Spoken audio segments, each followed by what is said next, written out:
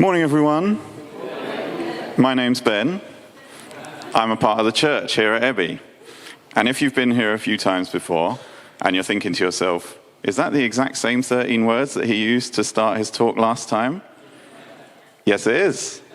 And if you're thinking, is that the exact same second bit he did after the first bit as last time? Yes, it is. And if you're thinking, does that mean he's about to use the next 20 minutes to say the exact same thing as he does all the other times? Yes, it does. So maybe after a few more of these, you'll be able to start guessing the ending. Chris is once again very graciously helping me out with clicking through slides, but at least you get to watch me do this really awkwardly in front of the projector and blind myself every time I need to remind myself what I'm talking about. So hopefully Chris will know where we're going. All right, we've done hello. That's good. We're continuing our series this morning on the very good gospel and the ways that our relationship with and faith in God can impact stuff in our day-to-day lives and the world around us. And in particular today, I've been given the jazzy title, Creation in Pain, which really, I guess, sort of summarizes down to like environment stuff. That's where we're going this morning. And I've just finished doing some training on this kind of stuff. And we're not finished yet, but so far it's been 3 6-hour sessions. And I figured, in the words of my 3-year-old nephew, who I've just spent the weekend with, not a good deal. I didn't think you'd want 18 hours of straight content this morning. So this is going to be a very sort of whistle-stop, top-line thing. I'm going to try and introduce some ideas and some patterns and some connections to you, but they're not going to be very thoroughly explored or unpacked. So you're going to have to go do that in your own time, or come talk to me afterwards, maybe. But hopefully we can rattle through some headlines. In these circumstances where I'm trying to do lots of things very quickly, I feel more trusting of the Bible to be able to say something good than of myself. So let's have one quick story at least. This is from Luke chapter 22. Can I read it from on there? Because it'll be bigger. I'm hoping that by the end you'll see how this story connects. It doesn't have any trees or polar bears in it, but I think it is a really important story about the environment. A dispute also arose among the disciples as to which of them was considered to be greatest. Jesus said to them, "The kings of the Gentiles lord it over them, and those who exercise authority over them call themselves benefactors. But you are not to be like that. Instead, the greatest among you should be like the youngest, and the one who rules like the one who serves. For who is greater, the one who is at the table or the one who serves? Is it not the one who is at the table? But I am among you as one who serves." Okay, so the reason that sort of connects, and I'll hopefully do a little bit more detail on this before we finish, but if you only remember one thing from this morning, I think it would probably be this. The reason I think that's related is because, for me, the climate crisis is a worldview crisis. And I'll unpack that a little bit more as we go through. But yeah, the climate crisis is fundamentally inseparable, I think, from a worldview crisis. And I think our faith in God has got something to say about that. Just to quickly cover this off, I'm taking it as a given that we're all recognizing the fact that there is a climate crisis and that human action has contributed to that. There's the latest report to policymakers said that human-created climate harm is unequivocal. There's no debate about it. It's definitely a thing. It's happening right now. It's causing harm right now in the real world, and we have contributed to how that is happening.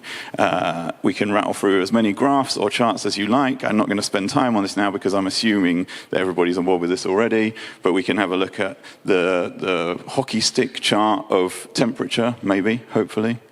There's like 10 charts in a row. Anyway, I've got them here. They all go like this, basically. Fine, industrial revolution, terrible.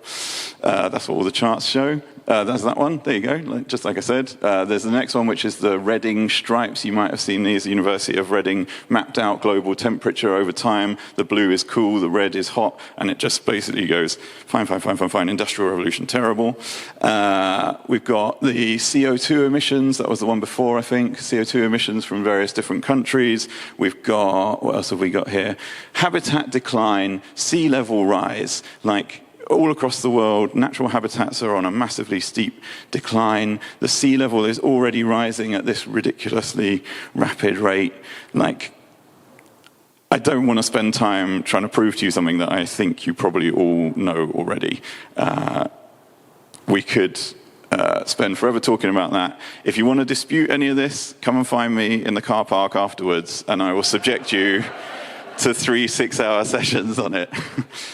That was my alternative to saying I'm going to fight you because I don't like endorsing violence. I'm just going to subject you to 18 hours of straight lecture. So if we take it as a given that the world is in pain at the moment, that the climate crisis is real, it's not something that's coming down the track, it is already here. Human beings have contributed to this escalating disaster that is having all these kind of consequences.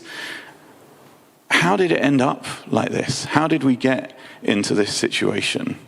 I don't think there's many people out there who want that, right? If they were offered it as a choice, to say, hey, do you want to start eating away at the very ground underneath your feet and starting wildfires and drowning entire islands in the ocean and making it so that eventually human life won't be sustainable? Do you fancy some of that? I think most people would say no, and yet here we are. So how have we ended up in this situation that you would think on the face of it is obviously, blatantly undesirable? And for me, I think a lot of it can be boiled down to what I'm going to call idols of growth, right? So let me just say a little bit more about this. Here's a report. This is the front page of a report from 1968 that went to the American Petroleum Institute from a bunch of researchers, where they flagged out in 1968, they said this was happening, this was the case. People already knew the dangerous relationship between fossil fuels and carbon emissions and global heating and climate breakdown, right? And so all the energy companies knew that in 1968. In their own reports in the 70s and 80s, they've already started flagging this as a thing that they need to be aware of, and they've already started massaging the PR around it. Okay, so it's not something that we've stumbled into blind. We knew it was coming down the track, and we knew it was something that on the face of it is a bad thing, capital B, capital T. So how have we ended up here? It's not by ignorance. It's not like we didn't know. And it's not by accident. It's not like, oh gosh, that's unfortunate, it couldn't be helped. Here we are, what are you going to do? It's not for sport. It's not like people are doing it for fun. Like, hey, you know what would be a really entertaining way to spend our Saturday afternoon? Let's deforest an entire Brazilian rainforest and see what that does to global temperatures. Let's see if we can turn northern England into a Mediterranean. It's not ignorance. It's not accident. It's not sport. I think the reason it's happened, a lot of it boils down to what I'm going to call prioritized choices. It's not a desirable outcome, but we want something else more that creates this as a byproduct. And people have kept on making choices that make this reality come along because there's something we want more. And I think that thing is what I'm calling growth as an idol.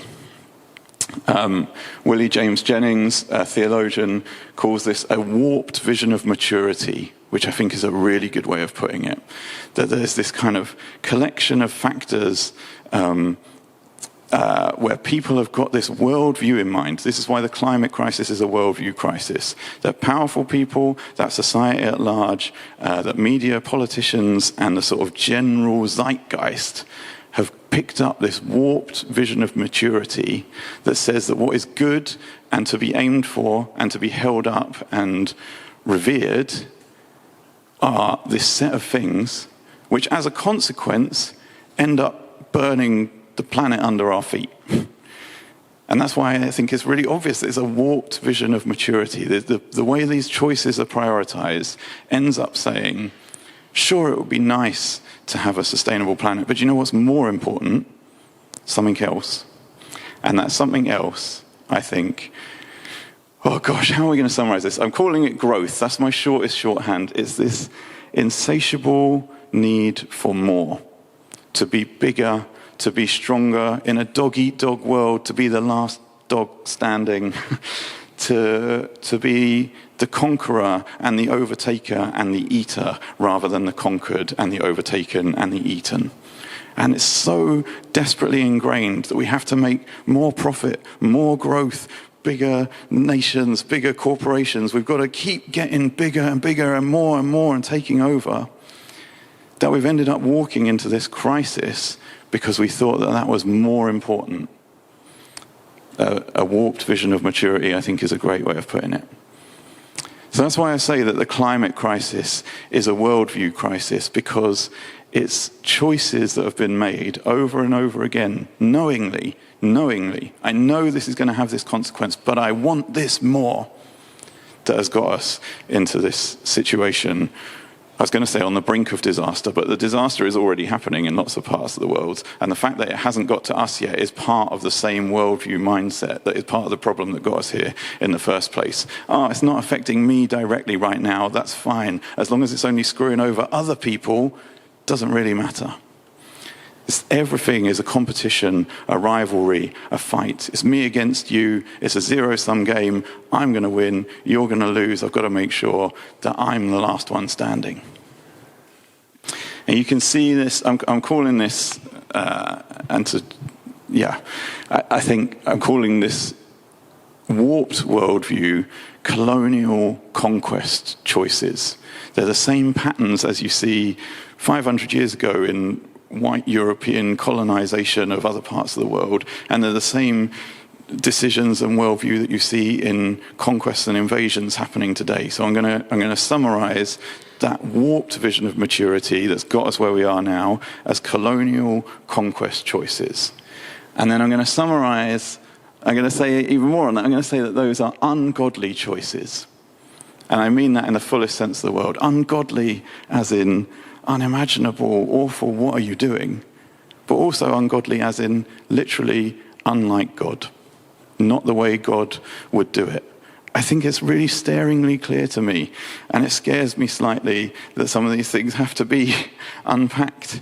But yeah, I want to just spend the last few minutes contrasting those two outlooks and encouraging us to embrace the godly worldview, which by happy happenstance and coincidence also is good news for the climate crisis.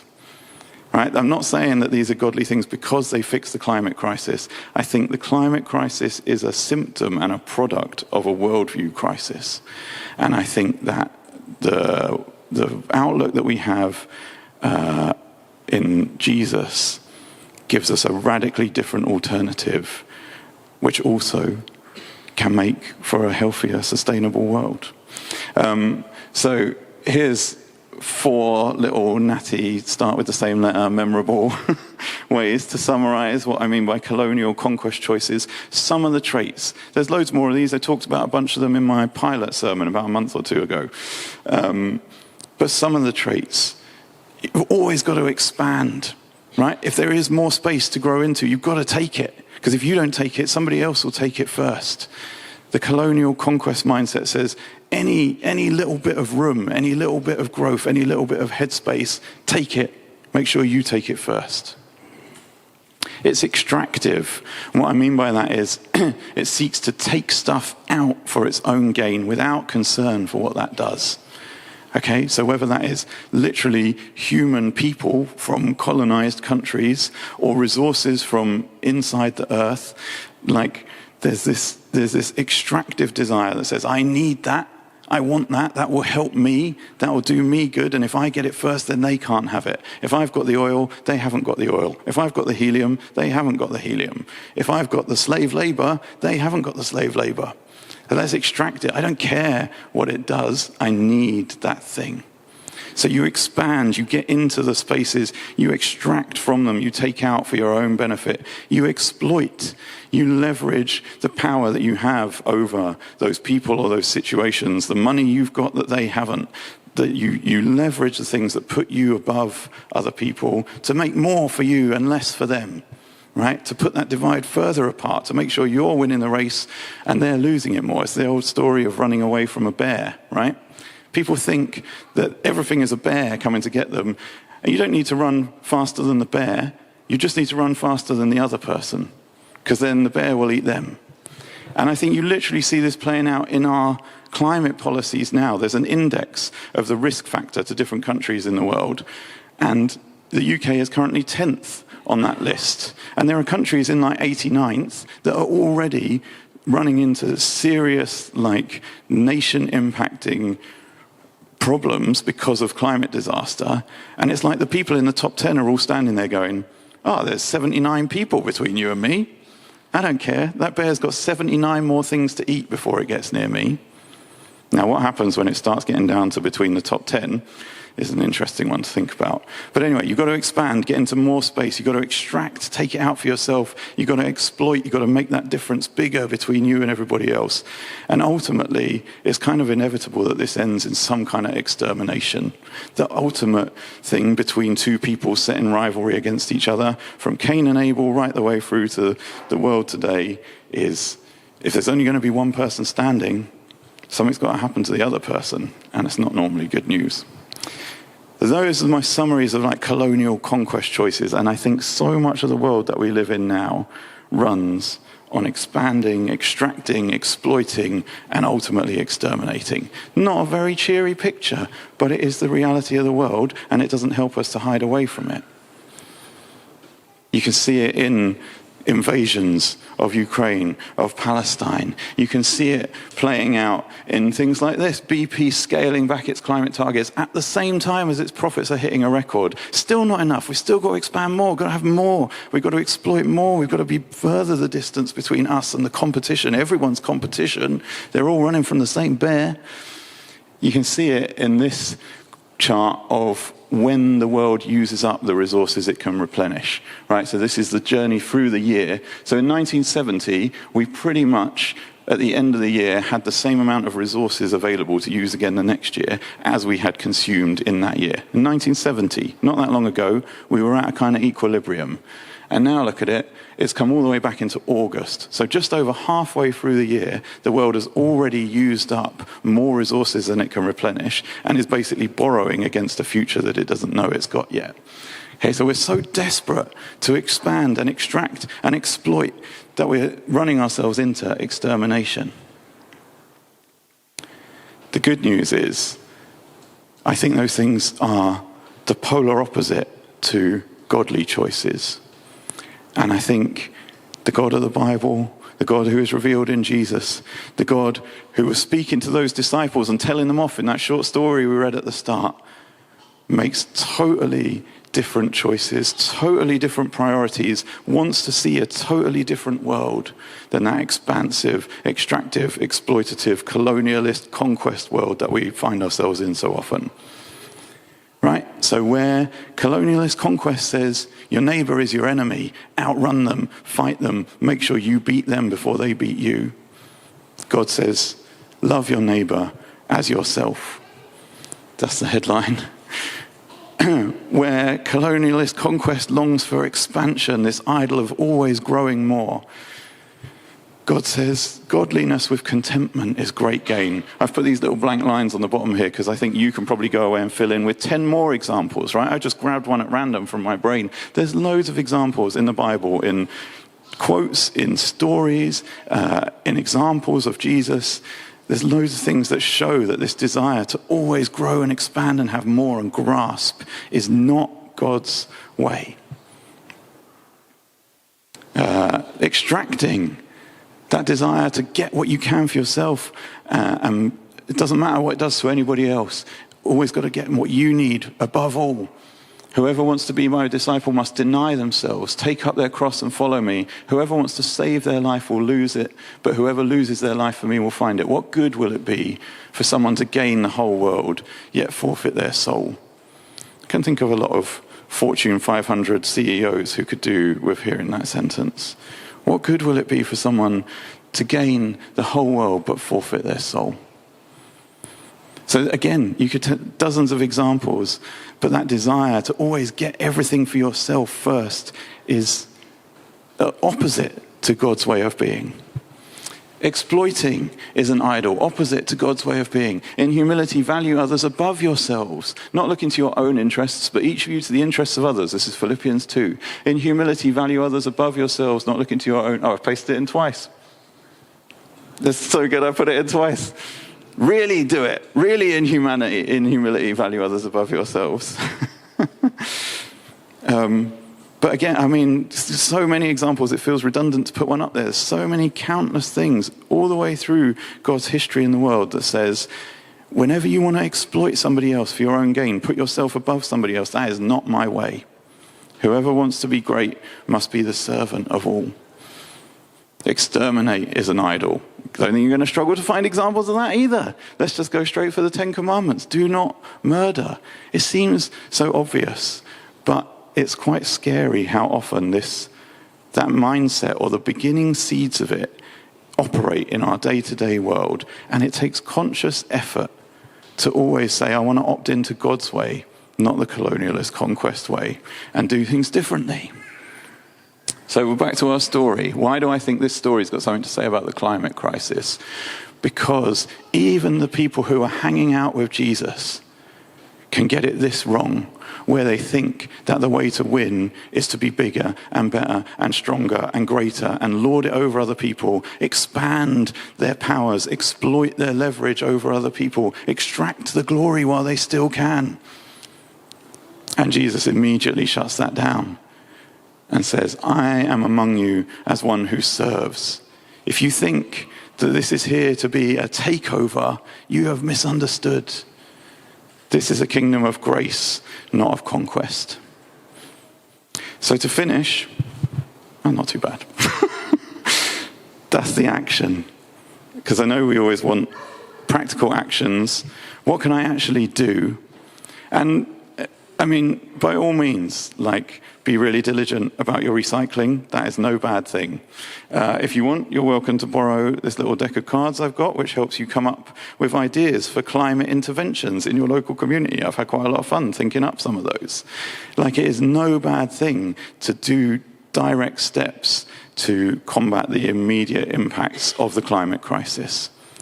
But I think the even bigger and more fundamental action, and the thing that I really always plead that church would be and do, is this two-pronged thing of resist the disastrous, idolatrous, colonial conquest worldview. Every time you see it, whether it's huge and writ large in geopolitics, or it's in the tiny little office politics, like people needling at each other to try and get the promotion ahead of each other, every time you see a little seed of that poisonous worldview, do whatever you can to resist it.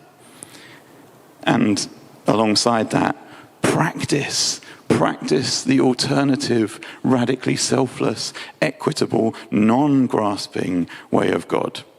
If you want to look up some specific resources about this in climate terms and to do with looking after nature, you could use a term like decolonial ecology, right? There's stuff out there talking about this specifically in how do we adopt this worldview in terms of the sustainability of the planet. But as church, let's be practicing it in everything, all the time. That alternative way that doesn't exploit, expand, extract, exterminate, that different way that looks for the good of others and loves our neighbor as ourselves, practice it all the time, in the big geopolitics stuff and in the tiny day-to-day. And when I say practice, I do mean practice in the fullest sense.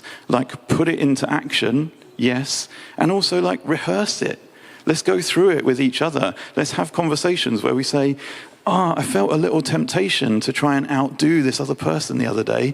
It felt like it wasn't really in line with the worldview that I want and that I see in Jesus. Can you help me work through that? Help me practice, help me train to get more into the mindset of Jesus and stop becoming those disciples looking for our own glory. So there's a great chance to resist this in the voting booth in a couple of weeks' time. There's a great chance to resist it and practice it in our day-to-day lives, in our tiny daily choices. And a last encouragement, I just want to say, let's please try and do this resistance and this practice together. So much of that mindset is tied up with individualism, with me, with my world is my bubble and I'm here to look after myself. And there is something fundamentally powerful about trying to do things together in community, putting others above ourselves, spending time with people you wouldn't normally spend time with, having conversations with people in a different situation to you, anything to get us out of that I am the center of the universe set up is so good. And yeah, that's what I think building church, like Paul's talking about in Ephesians, is all about. It's a chance for us to resist the toxic worldview that has created the climate crisis and practice the alternative one that can save the world in so many different ways together. Let's pray.